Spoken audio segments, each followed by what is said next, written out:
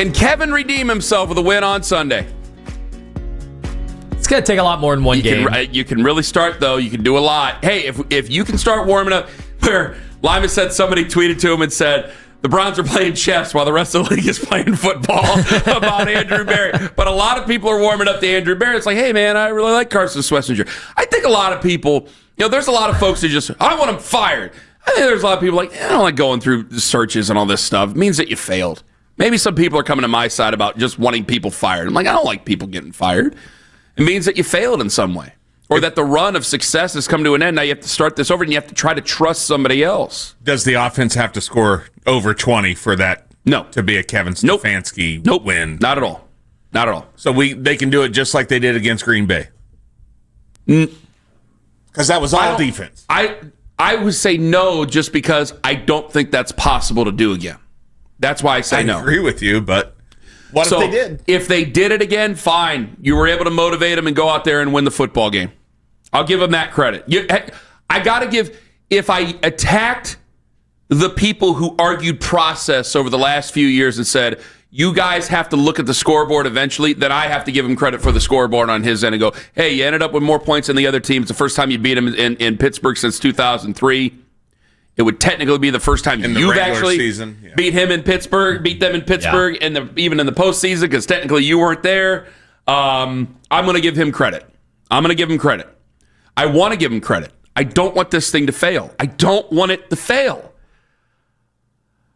But you make these trades this week. All the conversation is about other guys. All the other conversation is about the third team quarterback right now, and the big hard takes that are going on. I mean, Ryan Clark, and I got a lot of respect for Mina Kimes, but them saying that they should get rid of him if they don't make him the backup QB. Like, what are we doing? Oh, you saw Jason Lloyd wrote yesterday. What did he write? Oh, he said. Oh, yeah. He said the Browns should just get rid of Shedeur now. What's the point of this? Great. I think. I wanted to say this, and I'll get back to the Kevin thing. I think a lot of people claim to not like Shedeur Sanders, and I think it's basically because of how we all have argued about him over the last year, really the last 8 months. I'm part of it. You're part of it. We're members of the media. We're part of it. I mean, good God. But what do you mean? Well, a lot of people claim to not like him, even more claim to like him because you just tweet his name out there and you get... Oh, yeah. Owen put up a video, and he just wrote Shedeur Sanders, and somehow, what did you get, 3 million impressions? 3 million impressions. On Instagram? Yes, I normally get 300. That's unbelievable.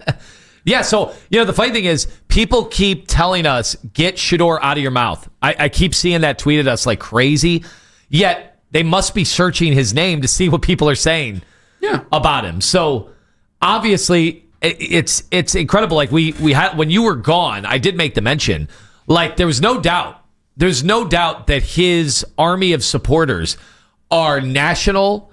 There are a bunch here, but they are national. And any of our conversations, they pop up on the Colorado message boards. They pop up like crazy. So he's got a huge fan base. It's why when they drafted him, me and you went nuts. We're like, oh, there's going to be a bunch of new eyeballs on the show. Now it's going to be up to him, to validate that. And look, I don't know. I don't know what's going on. I've only heard things. We only hear things every day, and then the Browns leak things. So we're not there. We're not seeing what's going on. But in the end, it's going to be up to him. And I know his supporters, those fans think the Browns are holding him back. They're holding them back. Well, that's like that's every kid in youth sports in America. Their parents think the team and the coach is holding them back. Thing is, the NFL is supposed to be a meritocracy. That doesn't mean some things don't slip through the cracks and some guys end up on a bad side of a coach or a GM. But guys, this is the Browns. He's going to get an opportunity.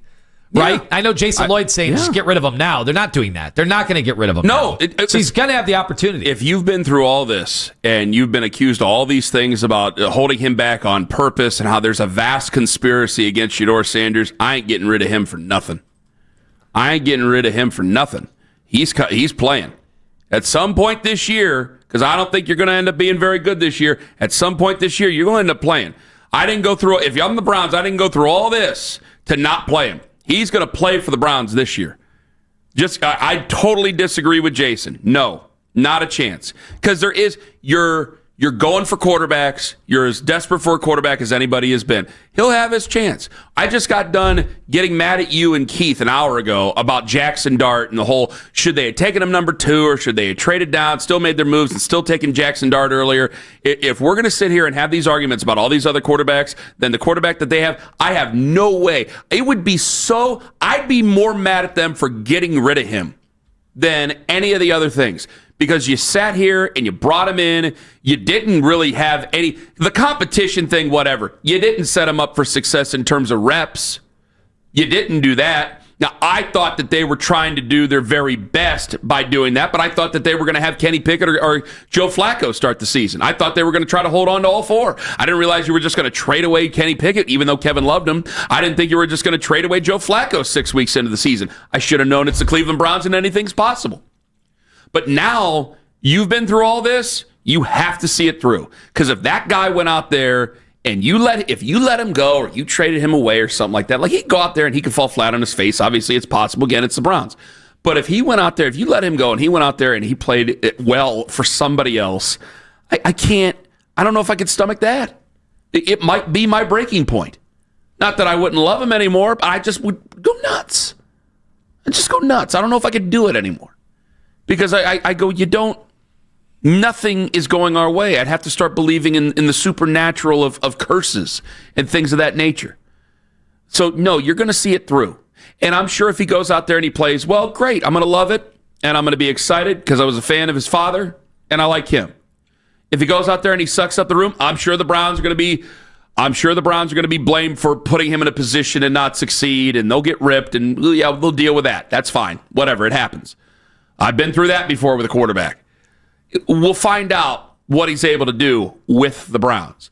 But I think that the conversation around him, the constant, if you don't give him something that I think the Browns don't believe he's earned or don't trust him with yet, the constant, you're not being fair, you're not being fair, you're not being fair. There's nothing fair in the NFL. Absolutely. There's nothing fair in professional sports. I think that wears on the Bobs in Brook Park, the Mikes and Lorraine, like that type of thing. I think that wears on. I'll admit, I'm just assuming he's bad now because for the desperate franchise that the Browns are, for him to be this far back, this far behind, I gotta assume he's bad.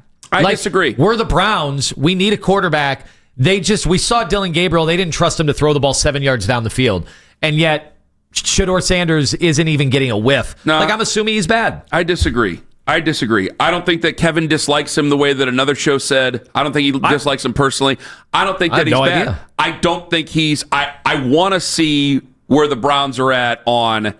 Because I told you, when you lose this many games, it wears on my trust. So I want to be able to trust you and say that, okay... If the Browns thought he was good, Kenny, he would be getting more in the way of opportunities. If the Browns thought he was ready, there's a difference in ready and good.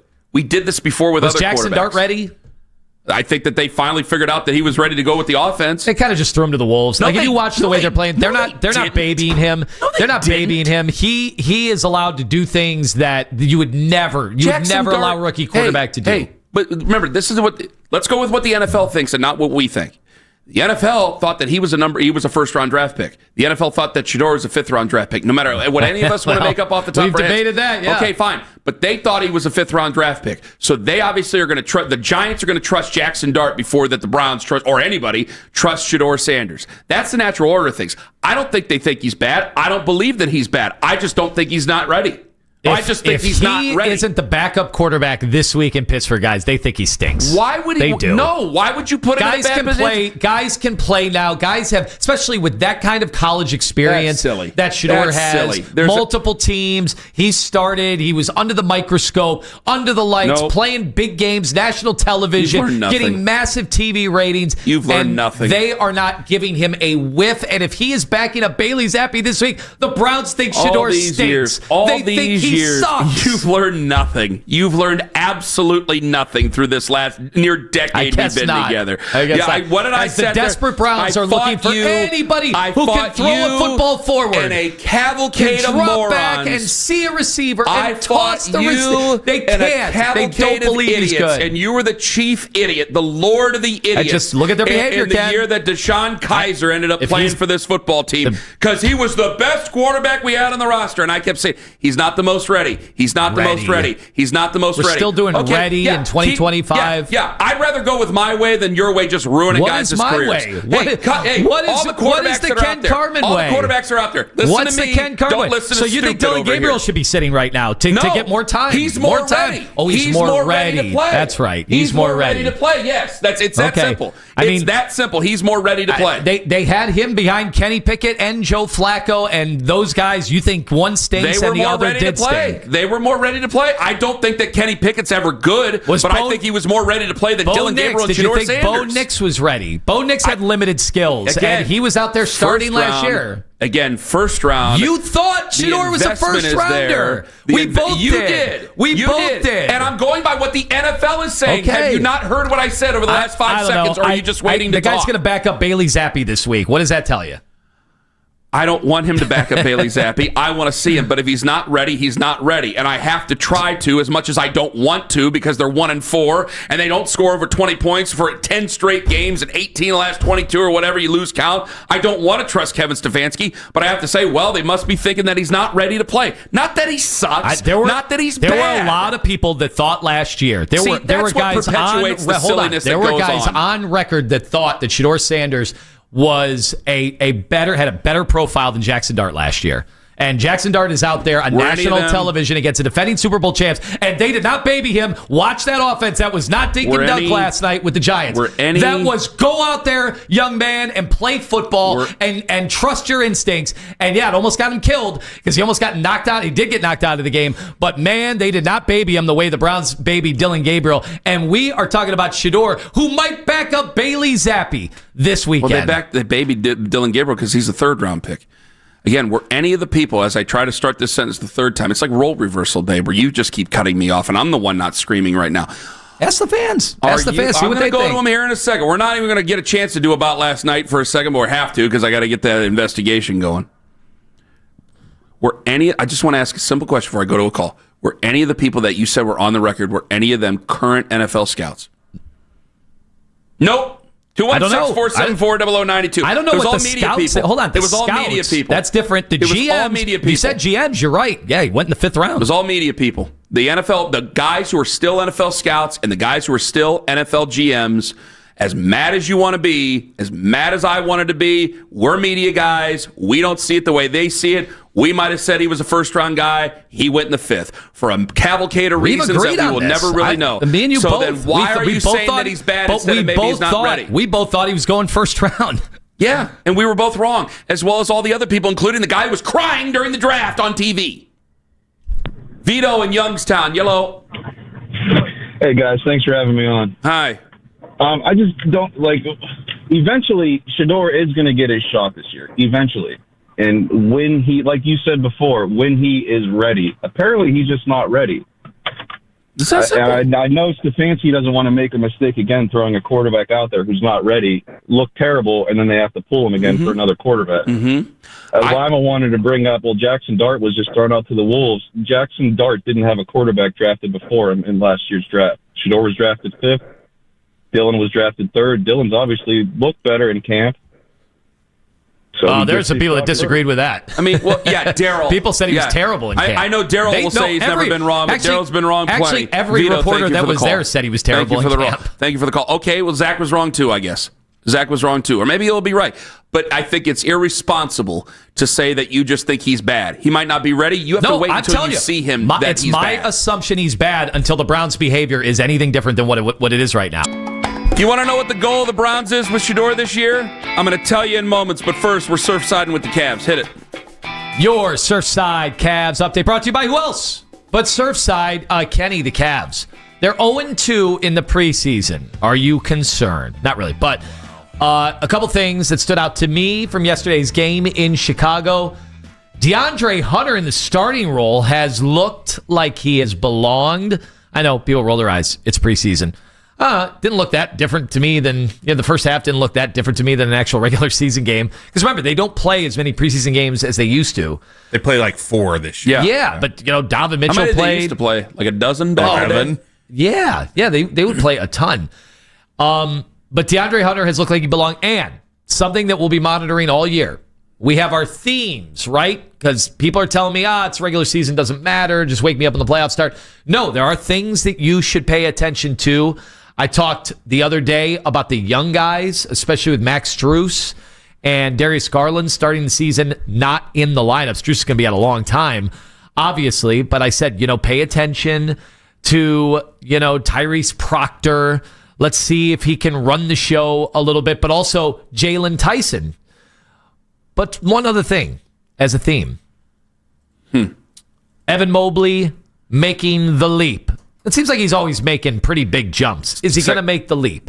We're only halfway through preseason here, but he needs to. We need him to make the leap. Kenny got to the free throw line 10 times last night. Okay, that's a good That start. is something to pay attention to, because it's one thing if he's just, That's a damn good doing start, his young rim man. running or getting those 7-foot shots off. I love the term. Never mind. Can he get to the foul line?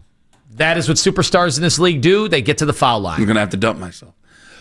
If you're getting to the foul line 10 times in a preseason game, I know it changes, but that's at least a good start. In 26 minutes. And that is your Cavs Surfside update brought to you by Surfside. outstanding as always. So we got Nathan coming up here in 12 minutes, and I want to ask Nathan, is Jerry Jeudy flirting with a lost season? Also, we have coming in hot at 9:43. Please keep your comments within the boundaries of good taste. You want to know what the goal of the Browns is this year with Shedeur? The goal of the Browns, if they do their job correctly, the goal of the Browns is to have you, because you have been killing them this morning. Well, you've been saying that you're just to assume that Shedeur's bad. Now, get that clear. You don't think Shedeur is bad, do you? I didn't think. No, I liked Shedeur coming out of college. You said you should assume he's bad because Bailey Zappi's going to probably be the backup on Sunday. At this point, I imagine they'll name him after all media availability today, that he'll be the backup coming up tomorrow or Sunday. But it's been their plan all week, right? I think so. I think so. We might be shocked. Who knows? That would be a nice surprise. That would tell me something. Would By be the way, nice. I'll put it on record right now. If Shedeur is the backup today, then that will show me that he has made the strides. Well, I think there's a difference between not good and not ready. And I think that there's guys who are good and they're not ready to even be backups in the league. And I know you've given me all these different examples of it. Listen, I think that I can meet you at least part of the way and say he was not ready to be an NFL quarterback coming out of the draft. And I have to go by what the NFL did because he was a 5th-round pick. This is the goal of the Browns this year with Shedeur. The goal of the Browns with Shedeur is to have guys like us, media, everybody, say that the Browns wasted their time with the other guys who played for this team, and they should have just started Shedeur Sanders. Because that will have meant that they have prepared Shedeur correctly within a new offense, because the offense will have to change. They've prepared Shedeur correctly. Shedeur has the confidence in himself. The team has the confidence in him, and he's went out there and he's played well. That's the goal of the Browns this year. The goal of the Browns is to be ripped apart for winning games with Shedeur Sanders. And by the way, they could end up being meaningless games. Meaningless. Well, they'll be very meaningful to us. He could go out there. Yeah, but I mean, in the terms of like where you are in the standings and going to the playoffs and things, like he could go out there and play. I put like November 9th or November 16th somewhere in there. Like, okay, if you get to December, late November, December, you're probably out of the race, and then Shedeur's playing, and say he starts 5 games. Say he starts Tennessee through Cincinnati, and he looks good in the month of December and early January, and we call it a 2025. I want people on the air. The Browns should want people on the air ranting and raving that they've wasted they should be wanting people to call for firings because they've wasted their time. Record this. Of all the things you record, their goal should be people wanting them to call for them to be fired, because that means they've prepared Kevin has prepared Shedeur correctly. Because you'll call in and you'll say, he should still be fired because he doesn't know what a good quarterback is. He had a good quarterback there the whole time, and he was the third-team emergency quarterback for how long? You wasted your time with Bailey Zappi because he'll probably play for how long? That's what their goal should be. And Kevin could turn right on around and go, no. You don't know where he was back in the month of September and October. I do. I know that he would be ready later on. We had to get him ready. And there you go. Now, that could just be a line of BS by the end of it. It could be total Bolsheviks if you want it to be. But that's the way it's going to be. That's the way you want it to be seen. You're not disagreeing with me. No. Look at that. We found some common ground. Isn't that nice? Is compromise still available in 20? Is it still possible in 2025? Believe it or not. Eric in Akron. Yellow. Hey, how's it going, fellas? Hi, Eric. I'm with Anthony. I think you should play Shedeur only because we have 2 first-round picks. We got to figure this thing out. You know, you're talking about he's not ready for the season. He's not ready for the season. Meanwhile, Andrew Berry's looking to next season. Like, what are we really doing? We got to play the kids. Well, we got to keep going. Just because Andrew Berry's making trades looking at next season doesn't mean I just throw him out there to throw him out there. I got to do right by the player. If he's not ready, I'm not going to put him out there. Would you rather see Watson first? No. God, no. I'm saying I got to do right by him. Eventually, we might run to a time where he just has to go out there and play. But I'm going to exhaust the options while I get him ready to play. I just want to throw him out there just so we have something to look at. Well, He'll get to play. If we don't just throw him out there, Ken, I mean, is he ever going to get a chance, or are we just going to draft a quarterback high next year? He'll get his chance. He's going to sit behind him also. He'll get his chance. No, I don't even know if he'll sit behind him because this has already been way too crazy. I think he could be gone. You might actually get your release if all the people who want him released and getting a fair shot, quote unquote, somewhere else. Yeah, they take a guy high next year. You may very well get your wish. But I'm not just going to put him out there. I have to try to agree with Kevin here, even though my trust in this staff and him is at an all-time low through 6 years. I have to try to say, hey, I question how well you know quarterbacks, but I don't think you're devoid of all knowledge. You must be trying to get him ready in some sense. I do believe you want to get him ready with a whole week of practice as a starter with a different offense, with the offense that he can run. And so I want that goal to be you are critical of the Browns at the end of the year for the type of call that Eric just said. Why aren't you just playing him? That's what I want. Eric's call is the goal, because that means that he's played well and they've prepared him correctly.